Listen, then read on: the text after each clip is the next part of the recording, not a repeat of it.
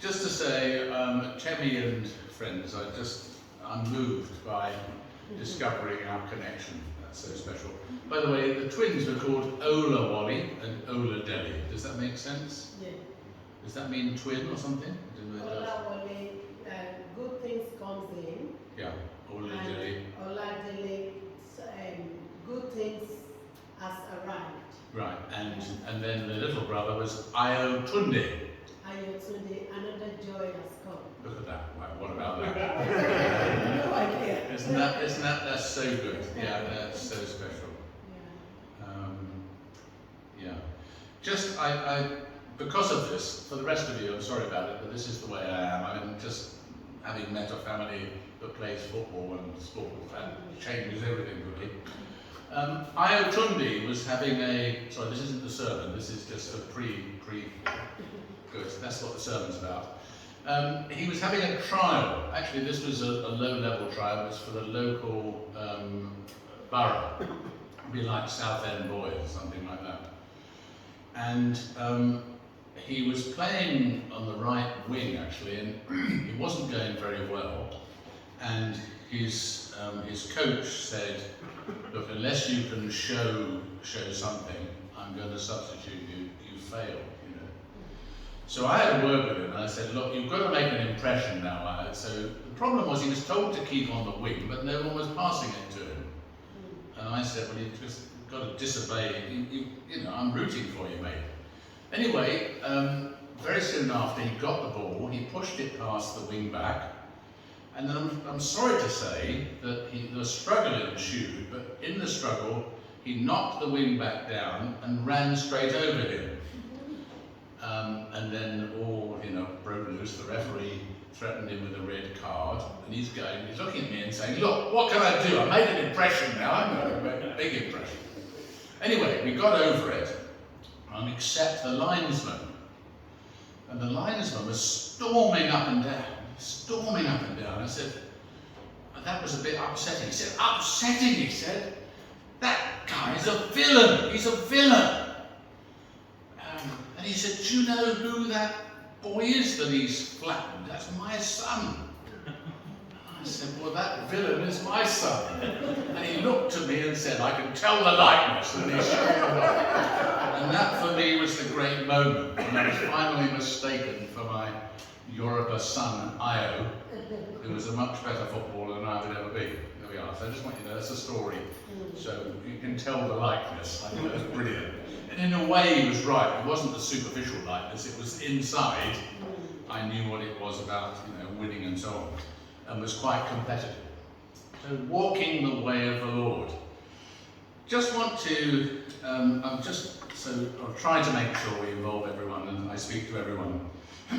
If you haven't seen, at the back, Ruth has put some materials from Mill Grove, including a Bible that I've been working on for the last 30 years for peoples of the world who haven't been brought up with the Bible, so Muslims or whoever they may be, Hindus, people who don't know about Christianity. And so I've been handling the Bible for a long time in detail. And one of the questions I often ask myself is, what's the primary purpose of the Bible? Sometimes there are people who've argued about the doctrine, they've argued about denominations, they've even had wars about the Bible.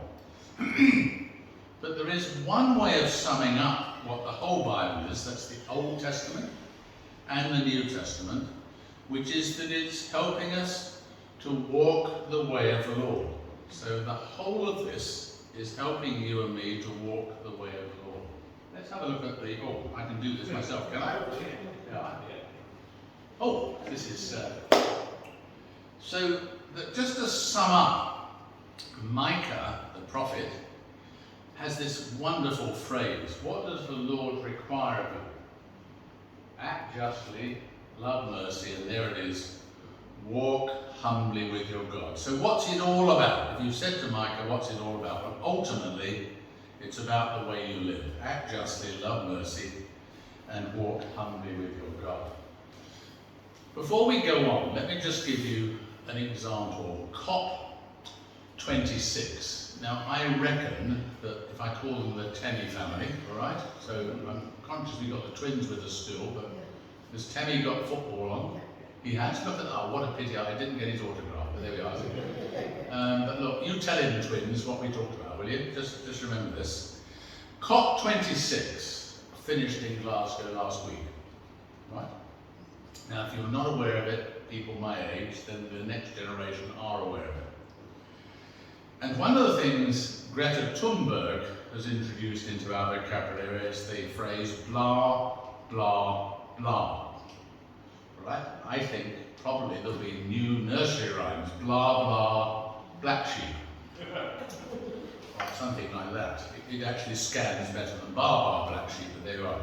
But so she's introduced blah, blah. And what she's saying is, look, you can produce a document that says, this is the document, right?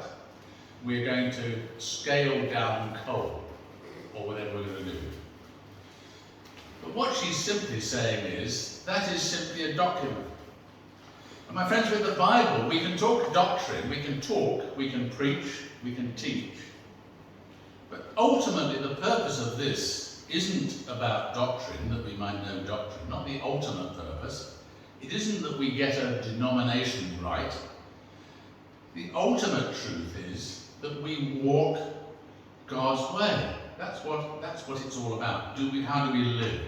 So that's what I have in mind, and now coming to 3 characteristics. So if we're walking the way of the Lord, what is that going to be like? So if you really wanted to walk the way of the Lord, how do you do it? Now, my dad taught me a lot, particularly about sport. So his main sports were cricket and soccer. And it was only because he was injured playing in goal against the Indian Army in hockey, because he also played hockey, that he had such a bad injury to his right arm that he was never able to play competitively again. He had to learn to play with his left arm, cricket and whatever else. And with soccer, he had the problem that he had an arm that just couldn't be put at risk. But one of the ways he taught me was when we went to sporting games, not on television, we went to games, he would say, look at that person right through the game. Just follow one person. And then at the end of the game, you tell me what you've learned. So one of the people was Jimmy Greaves. Another person was Garfield Sobers. This was at Lord's. This is a West Indian cricketer. And then when I took my son to watch rugby, I would say to him, John, I want you to watch Michael Lynagh, captain of Australia rugby, and at the end of the game, tell me what you learned. And that's the way to learn. These aren't just average players, these are people you can learn from. I would commend that to you, by the way, as a fact. Just look at someone who's obviously a really good player, character as well as ability, and then see what you learn. Something John said to me having watched Michael Lynagh, he said, Dad, he's so confident that he doesn't know what he's going to do when he gets the ball.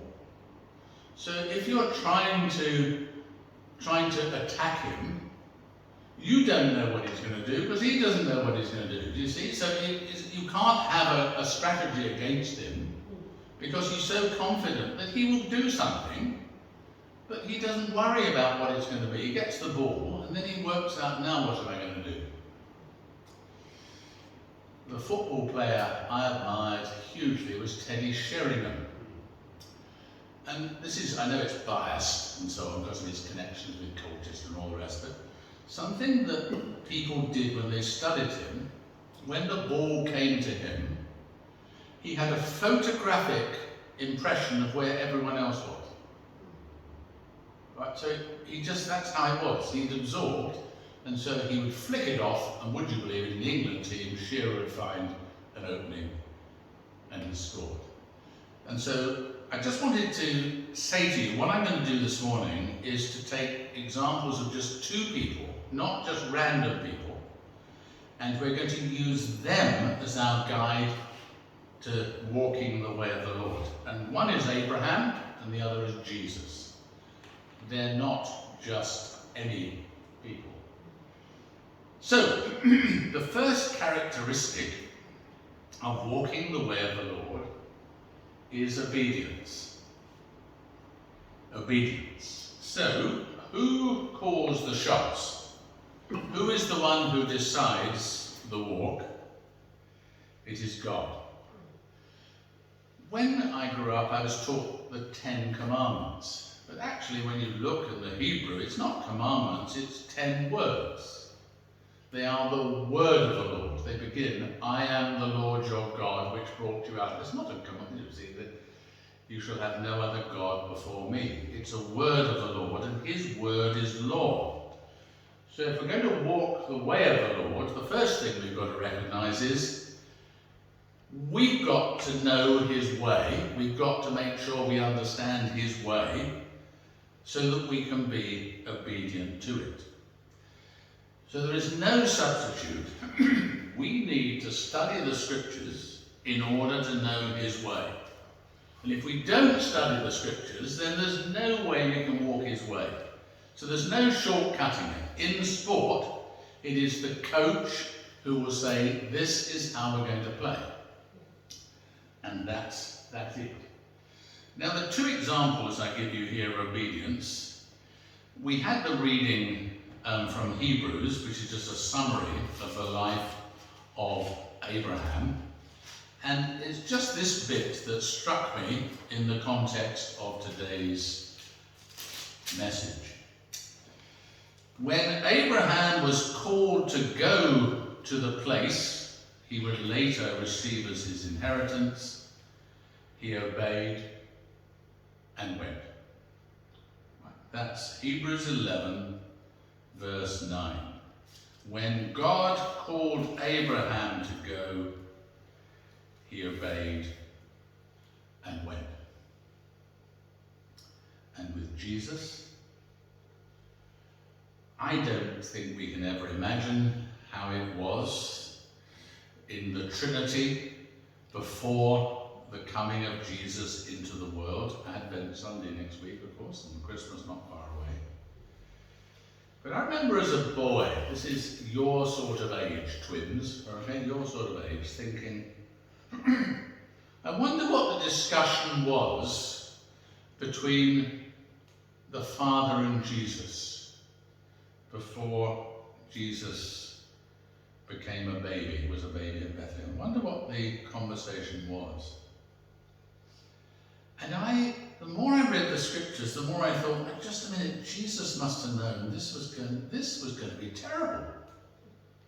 The consequence, if he was to come to earth, it's going to be awful, and surely he knew that.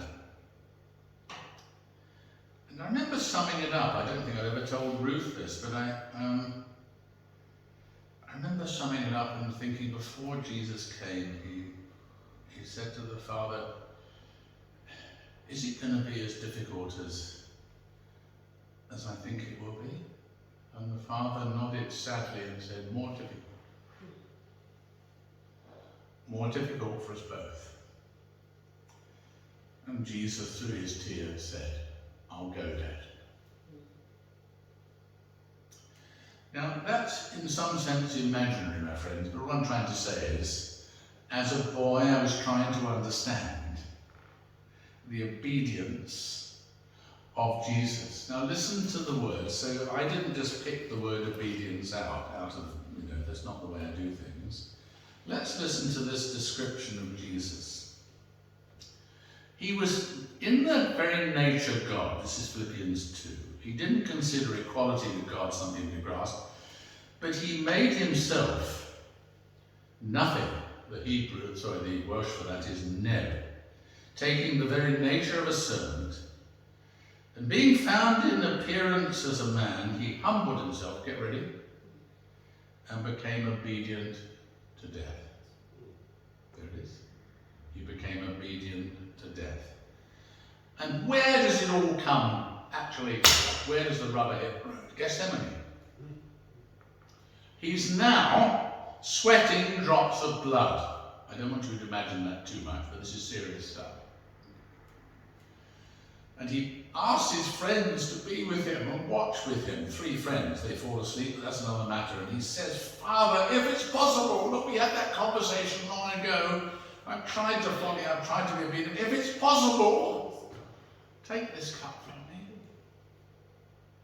Nevertheless, not my will, but yours be done. Father, ultimately you call the shots. That's what obedience means. And my friends, if you looked up the words obey, obedience, or obedient in a concordance, you could spend months. They take you all through the Bible, because there is no messing around. If we're to walk the way of the Lord, we need to obey. We're going to sing a final song eventually, which is trust and obey, for there's no other way. Right, so there we have it. The second of the 3 characteristics of this walk, the way of the Lord, once we start saying we're going to obey, then we have to trust. How many of us can cycle on a bicycle, right? Cycle, you can. One of the twins can, both the twins can, we can, right? There had to be a time when we had to trust. There's that moment you're wobbling and you want to go slower and you're told, no, that's not the way. You actually want to stop, but that's not going to work. You've actually got to go. And the time with swimming, when you're told, okay, you've really got to take your foot off the bottom or whatever it is. And the time, I haven't done it, but in ballet, when you're told, no, unless you get in the right position, this will never work. And the position seems impossible. Now your coach will tell you, you've got to get in that position. And then you get in that position, and it works. And in one of my fields, rock climbing, you've got to trust. You've got to trust that hold does not, you can't see it. But from above, the person who's leading says it's there. And you try and feel for it. No, you've got to go. Trust. You can't see it. You have, eventually, if you're obedient, you have to learn to trust. And what happens is you develop a relationship of trust with your coach, with the one who's calling the shots. And in a football team, if the relationship breaks down between the manager and the team, that's it. Because if the trust breaks down, that's it. And we were saying with Manchester United, it's nothing to do with anything personal, but the trust quite clearly is broken down. When the goalkeeper says we don't know what to do with the ball, well, come on, this is professional footballers. You twins can tell them what to do with the ball. I mean, kick it up to the striker and put it in the net. You don't know what to do with the ball. Come on. Hide it? Puncture it? What are you going to sell it? But that's a pretty serious business. I can't imagine a player under Alex Ferguson saying, I don't know what to do with the ball. They'd never play a game, would they? So, a relationship of trust. And my friends, that's how it is. You develop, and what you begin to discover is, as you trust the coach, it is true. The coach isn't going to say this is easy. The coach is going to say it's difficult. But you learn to trust the coach because you find the coach is speaking the truth. And that's what happens in the scriptures. And so the example of Abraham is this. First of all, he sets out on a journey. He doesn't know where he's going, but God has said, you go. And then he's given this promise, through you and your offspring, through your children, all the earth will be blessed, but he hasn't got a child. And what actually happens is that through the life of Abraham, he trusts God. And he becomes the person that Paul is inspired by faith. Abraham did this, by faith, by faith. Faith is another word for trust. It's not adherence to the law, it's not sort of spouting the law. It's beginning to discover that God knows. Back to the shepherd idea. As sheep, trust the shepherd. The shepherd may take you up a narrow path that looks unpromising. Trust the shepherd. And with Jesus, one of the things that I've discovered the more I've studied his life is that he learned to trust his Father more and more till he got to Gethsemane. He prayed so much. He prayed, and the prayer with the Father wasn't about anything wooden. It wasn't about Jesus interceding for others, just that. He would have been doing that. But all the time it's developing this relationship of trust. I don't know about you. I never was a Girl Guide or a Boy Scout. You might be not surprised by one of them, but anyway. But I never was one for badges, qualifications. So my qualifications in sailing are 0. I have a daughter who's a sailing instructor and she reminds me of my qualifications. My qualifications in climbing are 0 apart from mountain rescue. So I have a qualification in winter mountain rescue. Not a lot of use most of the time, but anyway, haven't got qualifications. What I've learned is that there are people with qualifications, and there's nothing against qualifications, by the way, but the thing, if you're going to trust someone, you need to know, have they been through difficulties? The phrase I use is, are they weather-beaten? To be told someone's got all the sailing qualifications, but they've never actually been in a storm, doesn't encourage me. Qualifications aren't the issue. The issue is the person who's my captain weather-beaten, and have they come through? Are they the sort of people who prefer to be in the harbour, or do they want to get out into the open waters? Are they the people who prepare to rather be in a gym strapped to an overhead and up and down rope, or are they the people who want to get out into the mountains? That's the question. And my friends, as we get to know God, we discover he's for the open road. He's for the mountains. And as we follow Jesus, we discover he's weather-beaten. One of the things you know about the Lord Jesus as we follow him is he bears the scars. He bears the scars. See any footballer who's really a good defender, think of David Mackay or whatever, and you can think of your ones if you want to, and they will show you their scars because they went through the battle. And my friends, we're trusting someone who knows. And when we get hurt, he doesn't say, oh dear, dear, that shouldn't have happened. He knows. And he will help us pick ourselves up, and we'll learn to trust. There came the time with Abraham when he was convinced that God was saying to him, take your son Isaac, your only son, your beloved son Isaac, and sacrifice him. That's a fact. It's a troubling fact in the scriptures. And there came the time when his only son Isaac was going to this point of sacrifice, and everything was ready. They got the flame, they got the wood, and Isaac was bright enough to say, Dad, because his dad was quite old, there's something missing here. Where's the lamb for the sacrifice? And what did Abraham say? Do you remember? In Hebrew he said, Jehovah Jireh, the Lord will provide. Now you could say that's copping out, but I believe it's Abraham's trust. I do not understand, son, how this is going to pan out, but I've learned to trust. In God I've trusted. The Lord will provide. So Abraham and Jesus have a lot in common. Because the words used, take your son, your only son, your beloved son, are exactly the same words of Jesus at the baptism. This is my son, my only son, my beloved son. Same words in Hebrew.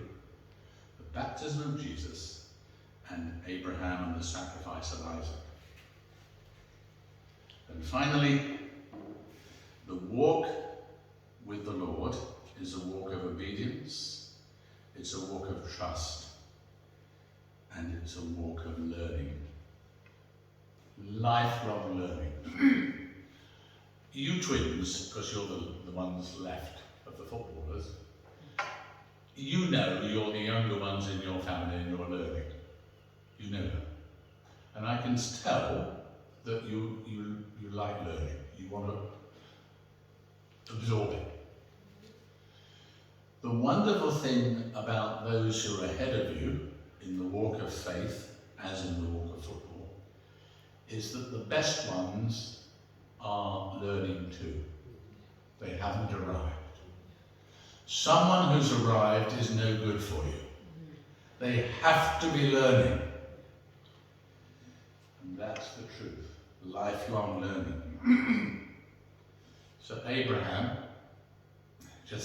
he's back to the beginning again and again. I've trusted God, I've moved and I've found someone, I've trusted God for a child, and now sacrificing the child. But look, I'm learning, and then God opens his eyes and there's a ram caught in the thicket. Oh, wow. That's the way it is. I'm learning. And Jesus was learning. Now this is a challenge theologically, because there are those who would say, because Jesus was the Son of God, he didn't have to learn. And my friends, I can't follow that. Because if he was a genuine human being, did he not learn language? Did he not learn manners? Do you see what I mean? Did he not learn football? I've often wondered what, in the Nazareth team, what position Jesus played. My dad always said he would have been a very good midfield defender, right at the heart of things. How about that? No, but it's just a thought. And then I went on to think, I wonder what colours they wore at Nazareth, and I knew obviously it was blue, white shirts and blue in his first colours. But yeah, others would have said, come on, Keith, it must have been red. Think about it, there you go. So, but don't go that way, but do go this way. As I've read the Gospels, 4 Gospels, very carefully and translated them, I see that Jesus is learning as he trusts the Father. He's learning. And he's learning in all sorts of ways. When he says, consider the lilies of the field, he's saying, look, I consider them. Do you see what I mean? When he's saying, look at the birds of the air, he's learning. When he finds this woman, he has this conversation with the disciples saying, could you shut her up? Because she keeps bugging us. That's my translation, by the way. She won't leave us alone, because the only thing she's got in her mind is her daughter who's ill. And Jesus speaks to her and says, look, I haven't come to you. That's a very difficult passage, by the way. And then she says, no, I know that. And yeah, well, it's not right to give what is the bread for the children of Israel to puppy dogs. That's the word. And she says, no problem. I'm happy, call me a puppy dog if you will, under the table. I'll eat the scraps. But I'm not going to leave you, Jesus, because I care for my daughter. What does he say? I've never found faith like this in Israel. Then later there's a centurion. He's actually not a Jew, but he's paid for the synagogue in Capernaum. And he's got someone who's ill, one of his servants, and he wants Jesus to heal him. And when Jesus is on the way, he sends messengers and says, no, I'm not worthy for you to come under my roof. That's Jesus. And Jesus says, I've never found faith like this in Israel. Now you could say, this is just Jesus saying, oh wow. But I believe it's Jesus learning.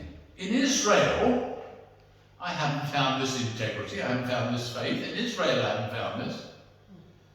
And now I'm beginning to learn that outside Israel, my Father has people, sheep who are not of this fold.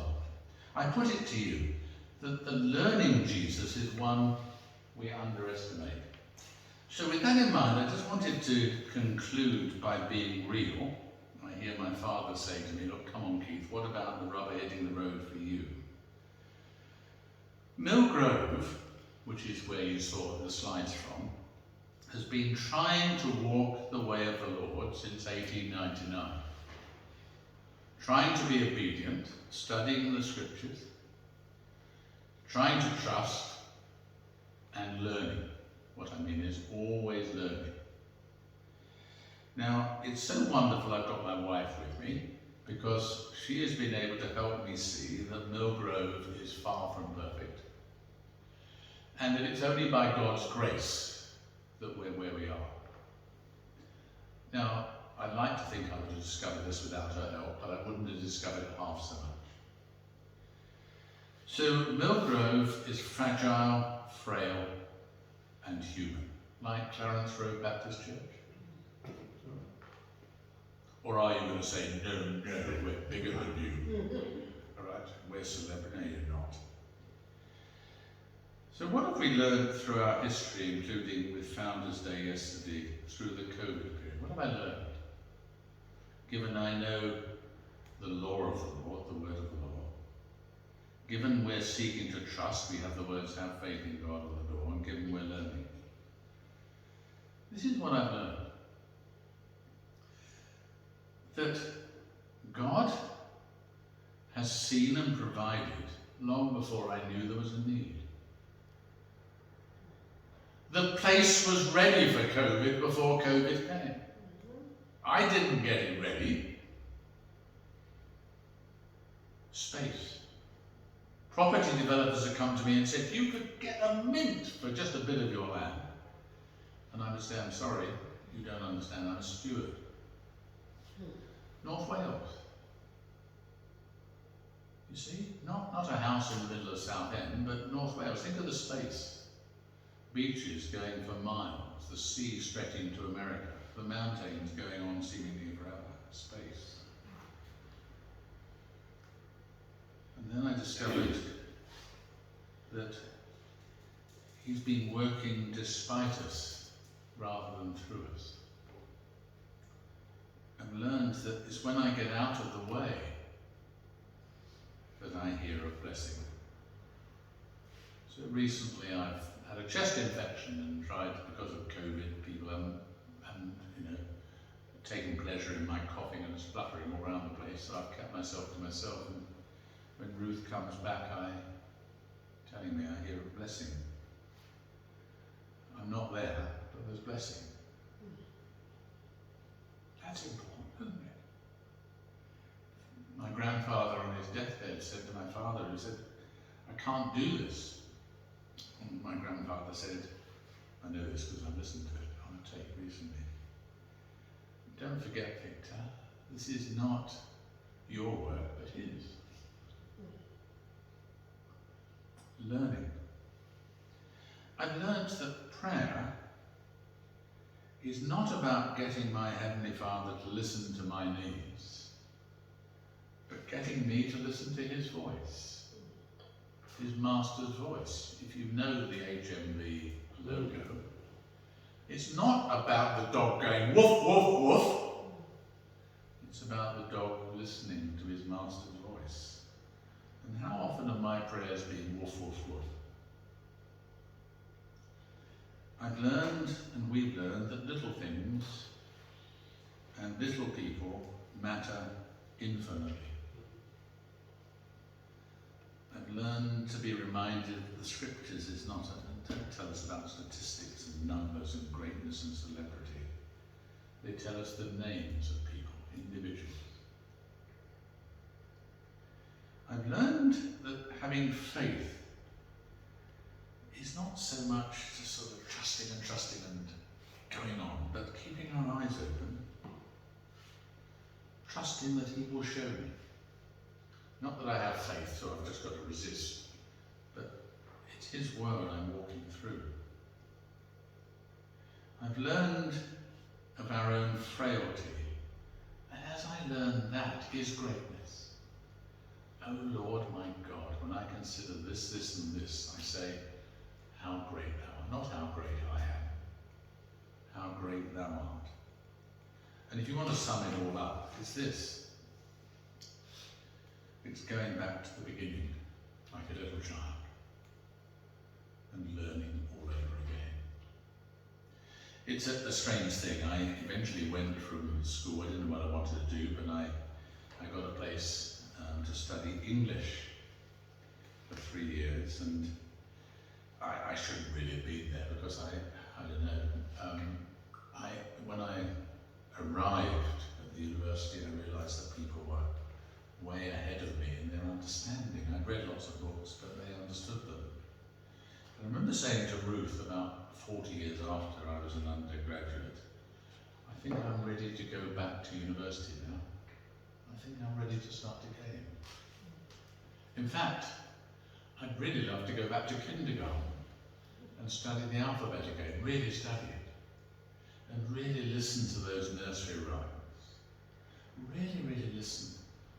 Because somehow I was learning and whatever, but now I've got just a sense of wonder.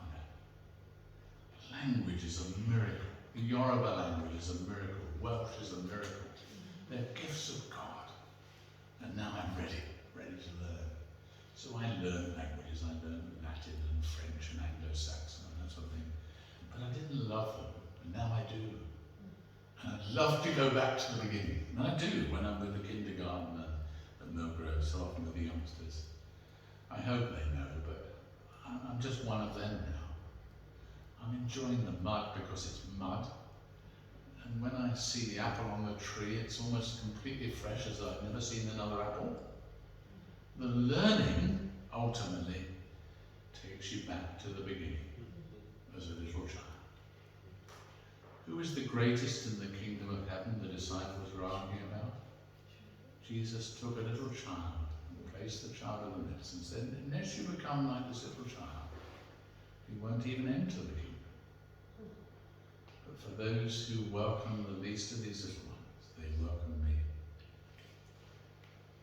So, there we have it. That's a picture of, I'd like to think it's me, if you see what I mean. It's not me, but it's a picture of me. Not as I was, but as I am. This is me now. And what makes the difference? It is that I know that Jesus has gone before me. And however uphill it is, I know that I can trust him. Trust and obey, for there's no other way. Let's stand to sing when we walk with him. That last verse, what he says, we will do. Where he sends, we will do. That's it. Who calls the shots? In this walk with the Lord, that's what it's about.